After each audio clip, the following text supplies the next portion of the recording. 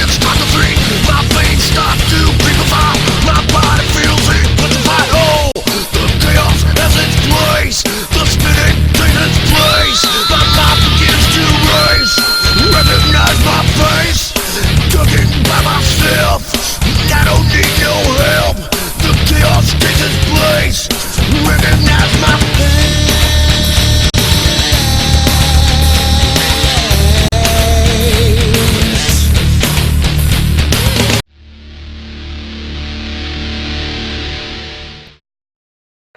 Hello, everybody. My name is Kristen Manners, and this is another episode of Targeted. I'm joined by my co-host V. We have a very special guest with us tonight. Daniel Boden has been a targeted individual and a member of the targeted individual community for a very long time. Over 35 years, he's been targeted. Yes. I've had an opportunity to speak with Daniel. His story is quite amazing. One of the things that Daniel wants to talk about as far as his targeted individual story is the use of directed energy weapons. This is extremely important to Daniel. I want to introduce Daniel. Thank you, Daniel, for joining us tonight. And it's my pleasure to have you here. Thank you. And it's my pleasure to be here. And if it wasn't for my friend V, I wouldn't be here. So I thank you too. Oh, well, I try my best to help.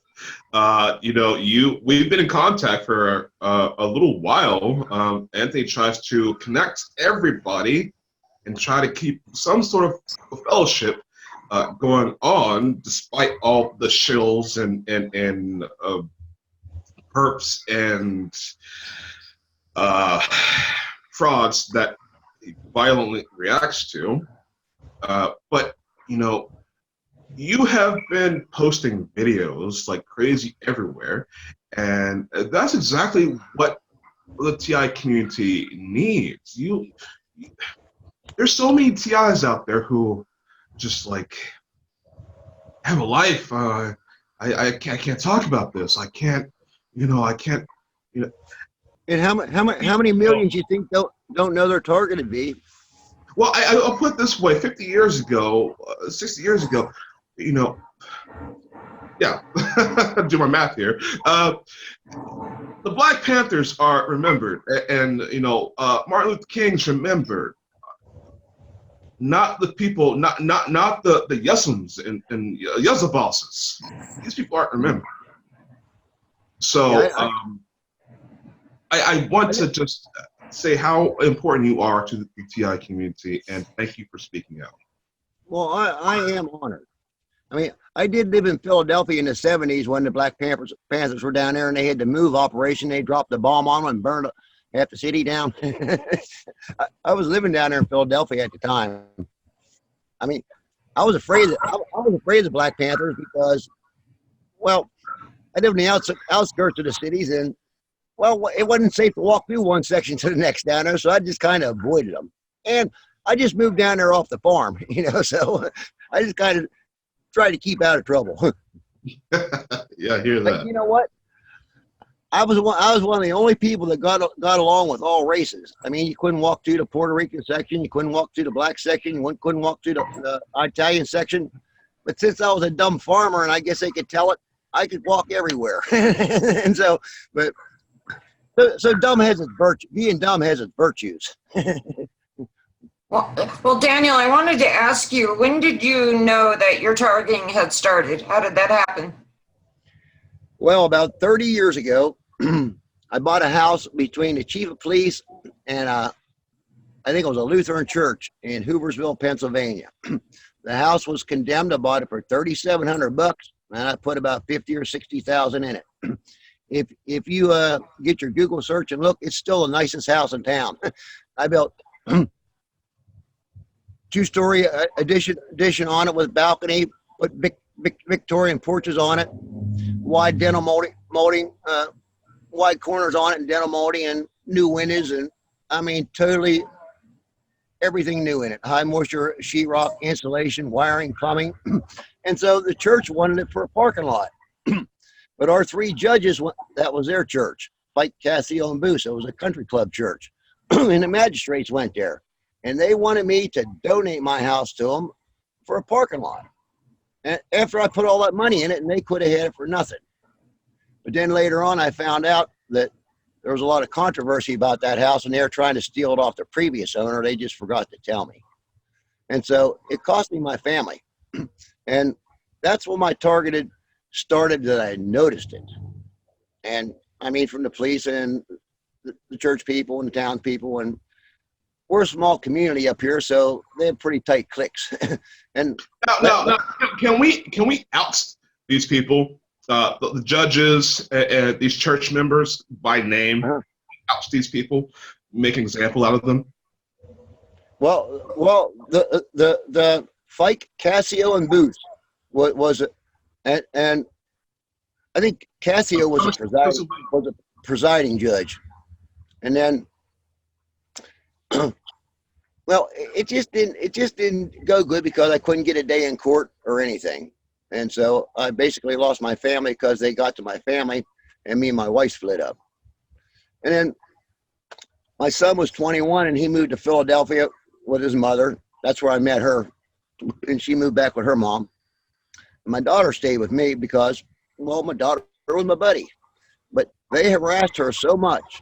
Like at the skating ring, the mayor would open the door of the bathroom in front of everybody when she was in the bathroom, and they harassed her at school and everything else. And so finally, oh my gosh. And it broke my heart. And I moved into the woods for 10 years because they were trying to make me sign the papers because they wanted to steal my house. And it was an inheritance for my kids. And down the road, I had 3 acres with a cabinet shop on it, and had a backhoe, and had a tree service with a whole tree chipper and a dump truck. And I owned 8 Volvos at one time. And I was doing pretty good. But I got up and worked every day. That's how I got what I had. I worked for it. They were trying to steal it. But you know what? If they would even came and asked me, I probably would have asked my wife if she wanted to move somewhere else. But they wouldn't even give me $5,000 for it after I put 50 or 60,000 in it. So we're talking about like mafia style extortion, move, get out the way, not even offer you any money. Now, just so I can tie this in, I have no previous knowledge of this for anybody who's watching this. My documentary, I believe my last documentary explains, or the second to last documentary explains how these churches are putting antennas into their into the buildings. How these churches have a point.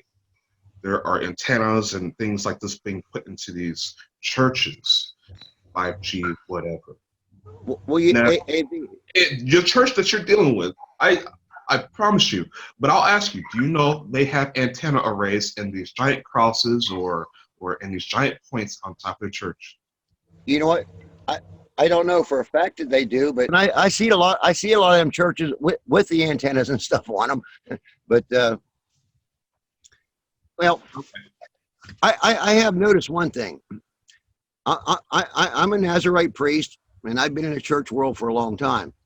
And living in the woods, they would steal my clothes and everything, and so I would wear furs because I didn't have any clothes. I was either wear a fur loincloth and some furs or walk around naked. And so all these preachers would invite me to church, and then they would lie to the people and tell them I was John the Baptist and Elijah and stuff like that to get a big crowd, but they never told me. So when I'd come to church, their preaching almost make me throw up. So I whenever I'd leave, I'd get to the door, I'd whip the Bible out, read the Bible to the preacher, what the Bible really said. Almost every church I was in, the Lord healed somebody for me. You know, this is what I think. I think they lied to the people, and the people in their mind was ready. You know, because that's what it takes. I think they healed herself. When I whipped out the Bible and started reading to the preacher what it really said at the door. And so everywhere I go, I take my Bible, I get little crowds, and it makes them so jealous. But I'm a Nazarite priest. You know, if the Lord heals somebody, or even if it seems like it, I'm not allowed to make any money. And I refuse to take an offering, and I won't let them take an offering. and it makes me an enemy of the people because I'm not into. I don't want the money. Now, Well, Daniel, you and I, backstory. You have had you've done some work. You built tree houses, didn't get paid for them. You had your car destroyed, and you didn't pay for it. Please tell us about that. Well, everything I bought cash, and so when I had my tree service and I needed a new dump truck, well, they had a flood down in Philadelphia, and I bought a flood truck. I had to change all the bearings and everything on it, but I got me almost brand new. I mean, a 3-ton long bed dump truck for like $2,000, and it would have cost me like $25,000. And I just had to, and so that's how I got my stuff. I went down to Philly and bought a tree chipper that they used when they stripped an old house. They throwed all the sheetrock and stuff in it and used it to load the truck. And so it was dull and it wouldn't run no more. So I bought that cheap and come back and bought new blades for it and fixed it up. But a little at a time, that's how I built my business up. I'd work for it, and every pay I'd buy a tool. And it took years and years. I mean, and in the end, I had a 20-inch planer and a 24-inch sander, and I had shapers and tools that I could build cabinets or anything I wanted. But I can build raised panel doors on a table saw. I mean, because that's how I learned, on a table saw. And then the richest guy in our town, Jim Barron, has a big coal company. He hired me. I remodeled his whole house except for the kitchen. I mean, it was a big old barn. And well, to give you an idea of what caliber of a carpenter I am, and I don't know, anything I do that makes me look good, that's why they keep me run out of town. I don't know if you've seen any pictures of them rock gardens I built for the people in town. Well, I posted a bunch of pictures of the rock gardens I built, but I volunteer at a place up here called Tableland, and it's community action Tableland, and they help the poor people pay their bills and stuff like that. And I get Social Security now, and so I volunteer up there. And I built them a rock garden that would cost them $5,000 or $10,000, and I built it for free. And so this year, the board of directors and the town council, which is 7 preachers, had me thrown out of the garden so they could take it over. But first, they asked me to rebuild it. After I rebuilt it and got all the poor people in town to help me, on the day of the grand opening, they asked me and the poor people not to come. And then the town council and the board of directors showed up with all the people in their nice, fine party dresses and stuff, and it looked like they built it. Well, I'm just saying, so anything to steal your glory. And yeah. I didn't charge them a dime. It took Stolen valor. It's really stolen valor. And Yeah. I want to tell you, this is, Daniel, knowing what we know about the occult and our true history as a humankind, I'm not going to get racial here, but there were the original Masons, and then there is the scumbag, speculative Freemasons of today. You present a true Mason, person who builds. You're literally a Mason. You have built but you know what? Of independence of the system. And not only do I build with stones, I build without breaking a stone. I carefully piece them together, and I don't cut one stone. I use the stones natural as they are. But since you mentioned the Masons V, when I was in Philadelphia, this influential guy come over and said, we're going to sponsor you to be a 33 1/3 degree Mason. And I had considered it till the day to take the initiation. And they said, you have to swear allegiance to us before God and country. And I said, no. And they said, you better run. But they showed me their secret handshake. They shake hands and then go like this. And then you whisper something in their ear and they whisper something back. I forgot what it was, or I'd tell you. But, and you know what? My problem, okay, the last job I had was about 5 years ago. I was working at a classified government lab. And so we're trying to clean up these old spoil piles with the coal, because all that high-grade coal is in there in the spoil piles and it's stuck to the clay.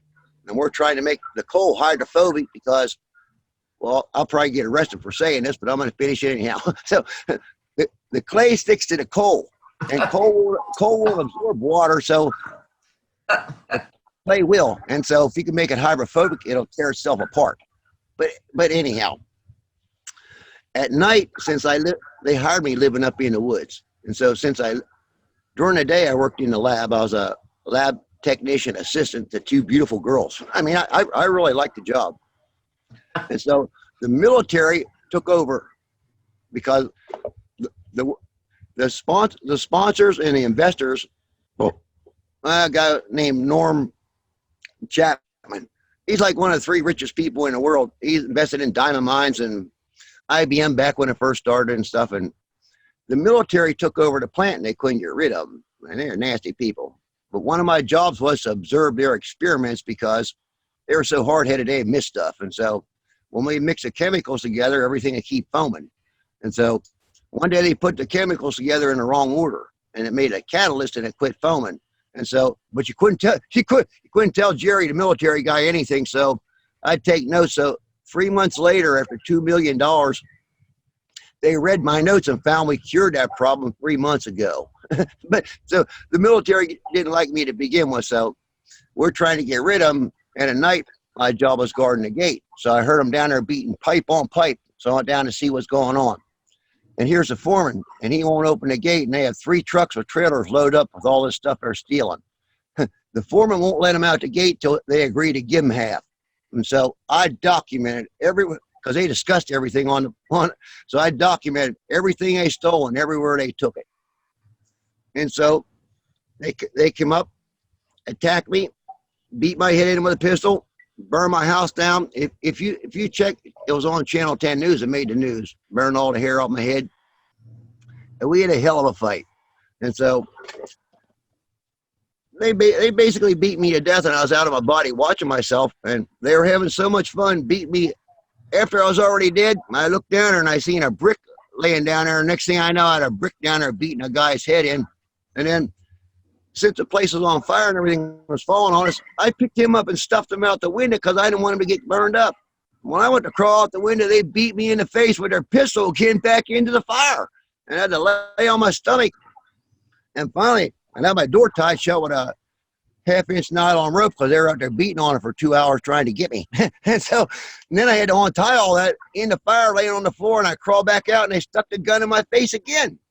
And the flames were flying over our head about 20 feet. And I just told them, you, and ran and got my car, and I pulled up in the woods as far as I could, and I held it to the floor in reverse, and he had his face looking out the window. I hit the side of their car so hard it tore the back wheels off my car. And we did have a good fight. And then the police caught them. They ran a stop sign in a construction zone. They were covered with blood. The gun was in the middle of the seat between them. And they didn't even hardly get anything out of it, let alone pay for my car or my house or anything else. But I did get the military thrown out of the lab. I got every person fired because my job was guarding the gate.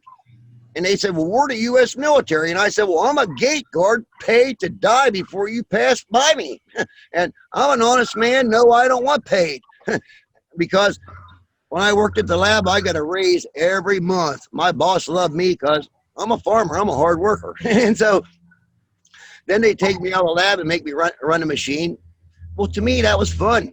So I was doing 3 other jobs because the military was trying to break me even in there, but I didn't know it. So after that was over, the military stuck me on the blacklist for workman compensation, so I couldn't get a job anymore. And, well, basically, I kind of business and do all that. Yeah. Yeah. I know, Kristen, this man has the religious aspect of this. I know you're a very religious woman. I mean, yeah. Well, that's what I was going to say. Is Daniel and I we did a dry run today, and we had a conversation about this on the telephone. One of the things that Daniel and I both agreed on is that we're both in favor of the church in a different way. What we see in the church now is individuals that are using the name of the Father, but they're participating in this type of behavior. It's not the church itself. Exactly. It's The not the church. people as a whole. It's like the upper class that runs it, and then they just manipulate people, and they don't know they're being manipulated. And we both agreed on something else. The definition of church is whenever two or more gather in his In my name, church. exactly. Yes. Exactly. And then the definition of Christian is Christ-like. So Well, the Father expects us just to have a relationship with him.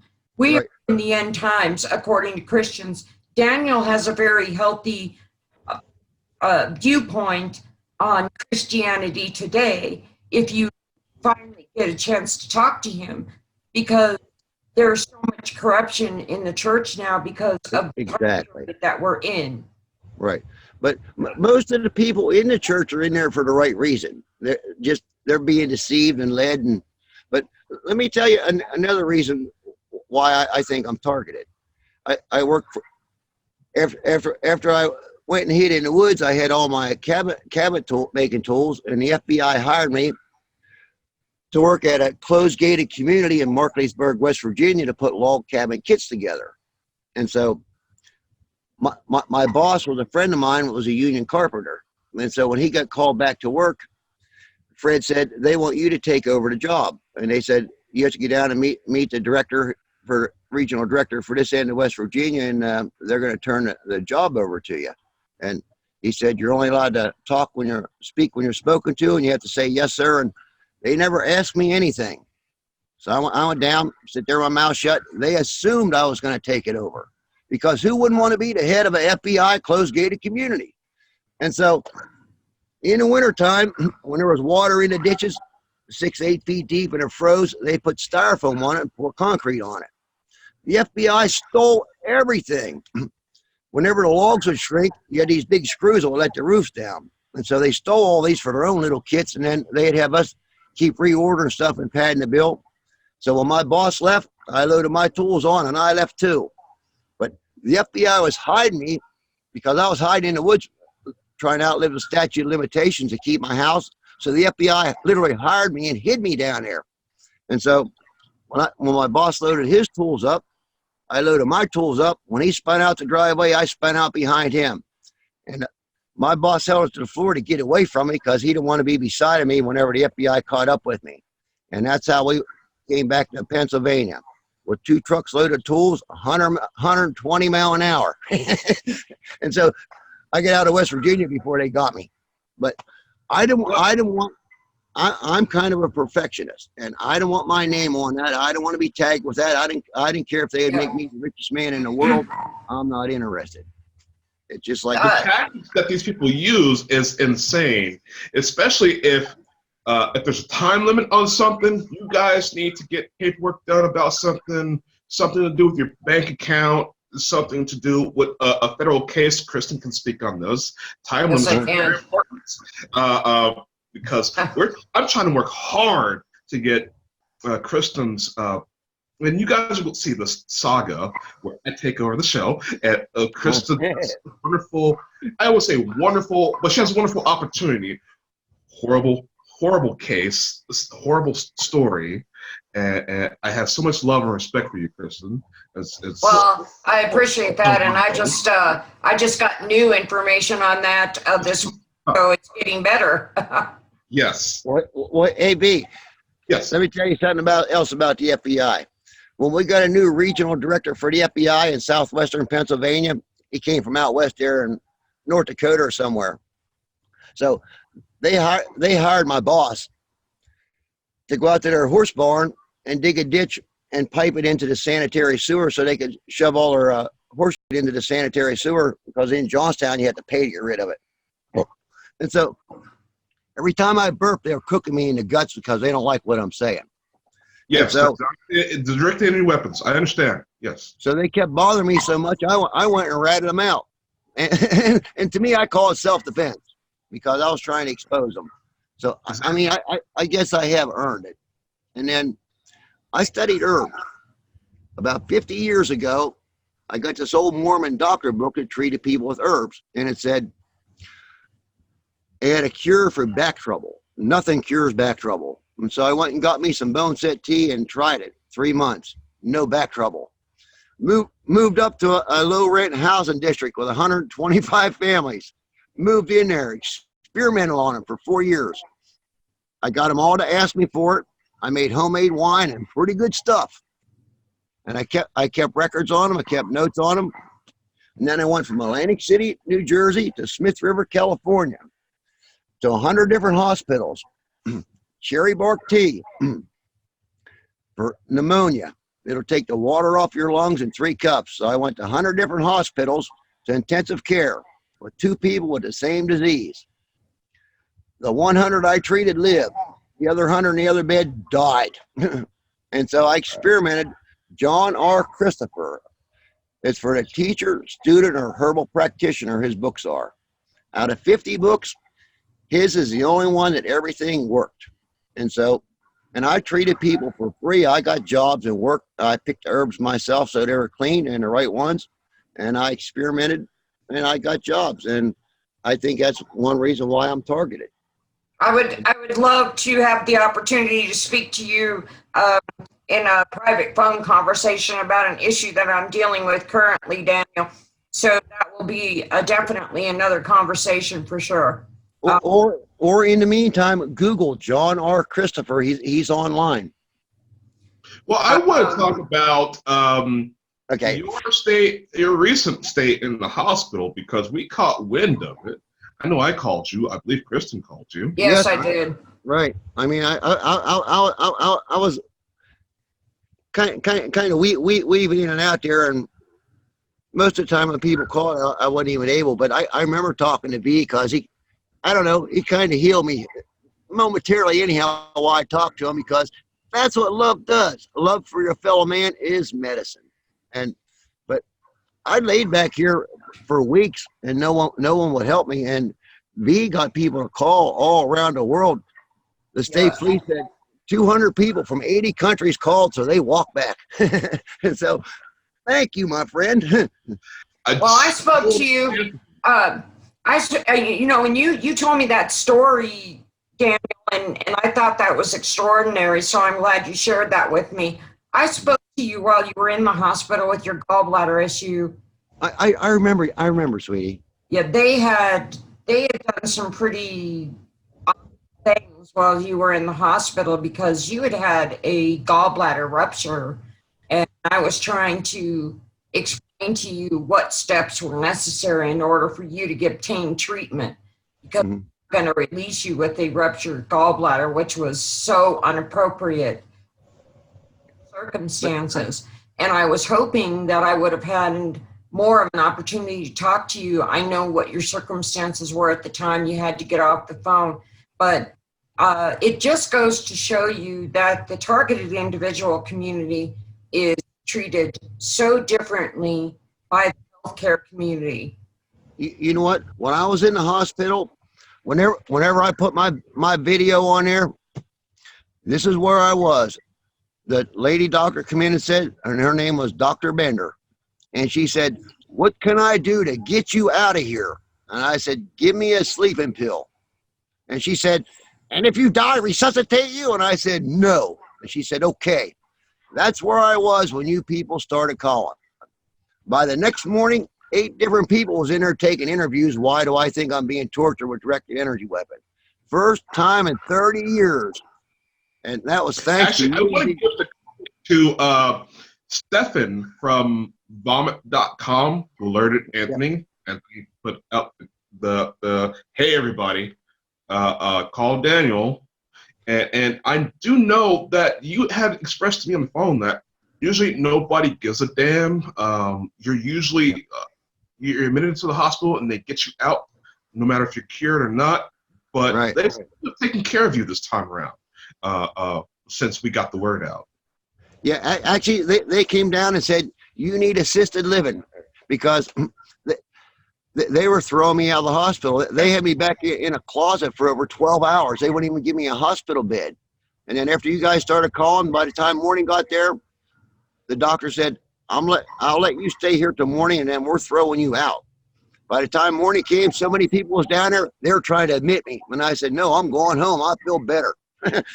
And so I finally got somewhere. And that was because enough people cared and started calling. And we need to do that for each other. Yes. I mean, I'm not, they killed me 8 times. A perfect body steps out of you. It doesn't hurt. I'm not afraid to die. And so, but what I am is I'm afraid to die and leave all you people defenseless, because they torture the women and kids even worse than they do us old people. I mean, at the Vatican, they skin them alive, and I mean, after the babies are dead, they fuck them and everything else. This is an insane world. And so the only reason I hate to leave is because I'm one of the few people I know that's standing up and fighting in public. And You're absolutely correct, Daniel, and I have to completely commend you for being the age that you are and fighting a good fight still, because we take a lot of criticism for what we do, standing up and protecting this TI community, or trying to, and you're still fighting, and it's an amazing thing what you're doing, and I give you so much respect, Mr. Boden, for what you do, and I really do. Well, I'm fighting for my life, but I'm not fighting because I'm afraid to die. I'm fighting because someone needs to stand up to them. My Bible says fight tyranny, and it doesn't say you're paid for it. Now, I'm not like you and V. You have a TV station and stuff. You need money. I'm a Nazarite priest. I took a vow of poverty. I get Social Security, and I don't need to make money on anything else. And I'm not running a TV show and stuff. I'm going around on foot preaching. And so I'm not doing it for money. And the Lord heals people for me all the time. And if I took a dime, it would never happen again, in my heart, I think. Yeah. Because well, one of the things, Daniel, that we did a dry run today, and you showed me something that was quite extraordinary, and I'm hoping that you will show the rest of us this. Can you give us a very quick tour of your place and tell us how you put it together really fast? Well, it's a really dirty house because I've been Clay Hill, and all I can do is. First of all, for everybody watching, you have to understand that what you're about ready to see, Daniel constructed all by himself. He put this house together by himself using materials from the environment. It's all from the environment. I have always wanted to see the full house. I've never seen the full house. Well, you're about to. Daniel, I want to make sure that you explain to V about your heating system there. This is extraordinary. No, we'll go there right now. Let me tell you how I built this house, though. Okay. Under extreme duress, for 4 years, they shot over 100,000 fireworks at me and thousands of rifle shots and Apache helicopters over me every day. And while I was building this thing, intimidate me. This is amazing, though. It really is. They don't do it anymore. This addition here is a log cabin. The walls are about 16 inches thick. It's insulated inside and out. Okay. Here's my little stove I built. This is an old hot water heater. It's an old hot water heater. You see that little fire? It looks like it's about out. And it's like, well, it was 23 degrees out this morning. So let me explain this first. So this part here, whenever this part heats up to 300 degrees, and then my chimney flue goes through that. So when this heats up and the heat passes over heat, when heat passes over heat, it gives it dynamic powers. It superheats. And so once I get this up to 300 degrees, I can kind of almost let it go out. And then, well, here's my hot water heater I'm putting together. Now, this garbage can come washing down the creek, so I put this garbage can on here for a heat exchanger. And then it gets so hot, I can toast bread in here. I can literally cook bread or cook corn muffins or anything I want to, or make toast on there. And well, anyhow, you have to survive. Well, that's amazing, though. Well, and all this stuff here.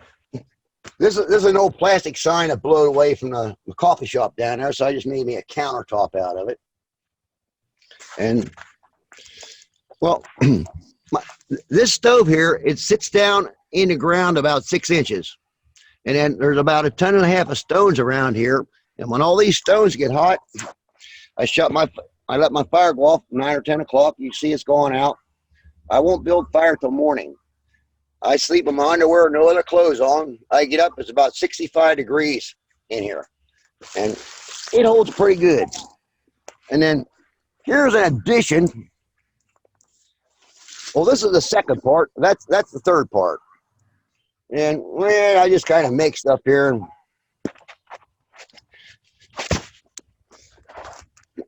Actually, whenever I'm finished, I'm going to get an orbital circular sander, and I'm just going to sand everything and polyurethane it, and then I'm going to move out. And each thing has a loft above it, and you have to keep gathering up materials. So what I do is each month I put about $300 in it for rent. So here's a little windmill kit I just bought, and so I'm going to stick me a windmill in there. My project for this month is my windmill. And then I bought me a full-size tub, a blow-up tub. It's a Whirlpool tub. Right on. And so, well, here's my shower back here. And then, well, right now I have to put water in that and run it in there. I get a shower like that. But anyhow, you have to make do. And almost everything is out of a garbage can. This is everything people throws away. And Yeah. And the outside of your place is even more spectacular. I know it's nighttime there. And I do apologize for late scheduling, but your place is spectacular. I know I dream of having a tree house, something your place. Just huge, the biggest tree in the world. I think every guy has this fantasy. The very first time I saw your house, Daniel, that is exactly what I thought about. Was this looks like a tree house, the ultimate tree house that every kid would want. That's what it reminded me of. It did. Well, I'll tell you a little treehouse story. I was probably targeted from the day I was born. But anyhow, whenever I was kids, I kind of live in tree houses, and I was the family slave, and I got beat up every day. And so I'd build these here tree cabins. I'd go get some skinny trees, and I'd build tree cabins way up there with no ladders to them. And then I'd get great big rocks and pull them up there and smash them into pieces into wee little rocks. And then I'd build bow and arrows, and I'd literally have hundreds of arrows. And the whole town would attack me. And I would run and climb up in my treehouse, and they'd stand out there and throw rocks at me, shoot arrows at me, and that's how I spent the first 10 years of my life in a tree, running from people. So, in our hometown, it was a coal mine community, so we'd have community rock fights. I mean, everyone would bring their slingshots and their homemade bows, and we'd make sides, and we'd get up on the old slave pile and dig a big hole in there, and we'd choose up sides, and one side would attack and try to take the hill, and we'd have some mega rock fights, and anything went. And we'd actually shoot people with shotguns with shotgun shells if he was far enough away. So, that's pretty bad, huh? But hey, V, I was a family slave till I was 14 years old. I had over 50,000 unmerciful beatings where I bled. My dad would get a refrigerator, tear the doors off of it, fill full of coal, tie me on there like a horse, and beat me, and I pull coal. And so, you know what? I never realized I was in training my whole life for this, because I'd be dead if I wouldn't have grown up like that. But being a targeted individual, I've had 61. Well, the doctor said I had over 61 broken bows. He said, boy, you must have played a lot of sports when you was a kid to have all this damage. And I said, what damage? He said, well, I can see over 61 broken bones right now. And he said, I got on the computer, and he said, he's only in the hospital one time with a cast. And I said, yeah, because you guys want to treat me. Every time I come to the hospital, you throw me the hell out. I'd be walking around town with boards tied on me and everything else. And you know, all they could say was, well, they healed straight. You did a good job. Well, no, they still hurt like hell. But anyhow, so somehow I think it's I want to get to one more issue because right. we have to come to an end of recording. I'm burning your time up. I do want to say that, ladies and gentlemen, the real TIs out there, the real TIs that are doing things are under attack. And I happen to know that you, Daniel Boden, yourself have experiences with the perp Amy Raybon, and you have been under attack by the fraud that is Robert Stanton, and you have seen the things that are going on in the TI community, and you have been subject to their wrath as well, being a real TI. Your thoughts about that? You know what? See how they're starting to torture me now? Because they are friends with the people that torture us, because they don't like you saying their name, V. They're cooking my guts now. But Michael Wellner and Robert Stanton, you know what? They started dissing me, and they started putting pictures of you on my post, cutting you up, and it didn't have. Yeah, it didn't have nothing to do with what the post was about. And then I started opening my eyes, saying, "Hey, these guys, they were literally attacking the person that was helping me, and you were helping me, V." And so I'm a loyal person, and skin color, to me, blood is blood, and you're my brother. I'm the same color as you. You know what? I'll tell you something. They sent me down to see a psychiatrist. The judge. They wanted to get me a psychiatric evaluation. So I'm down there, and here's a guy from India, and he was pretty black, and so I wore my loincloth down there. And then he said, "Well, what do you wear that loincloth for?" And my grandpa was an American Indian, and they spit on him and called him a nigger. And so the guru asked me, he said, well, why do you wear that loincloth? And I said, because I'm proud to be a nigger. And, that's pretty bad, huh? Okay, well. That's the only time I use that word. but I'm just saying, if my grandpa was one, so am I. It don't matter what color I am. Well, you know, I being in America and the mistreatment that's going on of everyone, if you're not a part of that cream, that top 10%, up to 1%, guess what? Use a nigga, okay? You're treated like everybody else. The only money the only color that matters right now is money, and if you're a slave to the green, system. You are exactly right. Green is the only thing that matters, right? That's exactly the truth. If it is not green and it doesn't say money on it, then it doesn't mean nothing anymore. That is a fact. Yeah, because you know what? It'd be pretty dull and boring if everybody was the same like robots.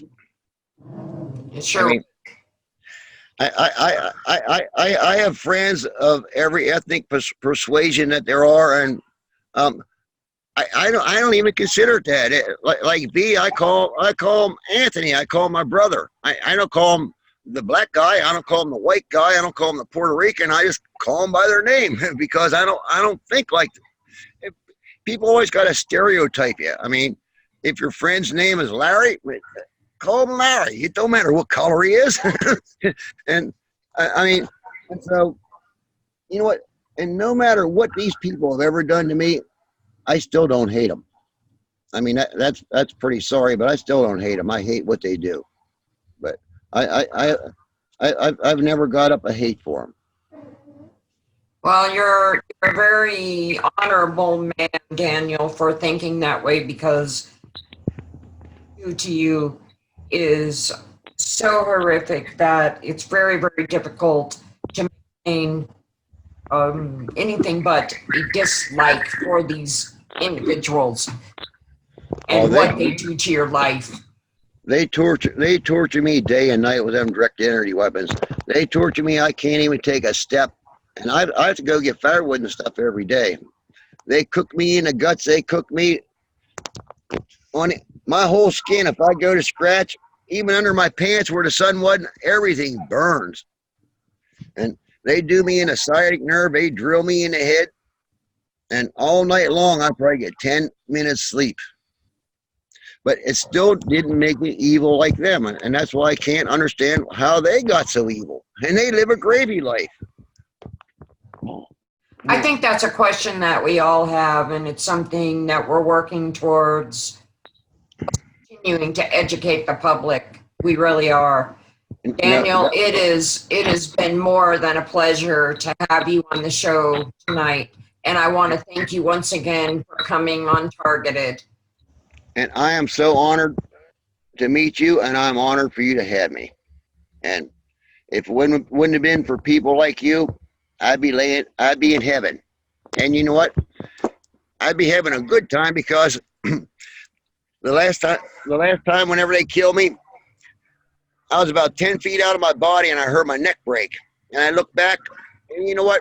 I could care less. You don't even look back again. And so being dead, if you're a good person, it's nothing to fear. It don't hurt. It's the most peaceful thing that ever happens to you. So dying is not what I fear. It's leaving everyone defenseless, because no one will fight for you. And you have a good night, and thank you so much for having me. Thank you again, Daniel. And another edition of Targeted. I'm Kristen Manners, along with my co-host, V. Thank you very much.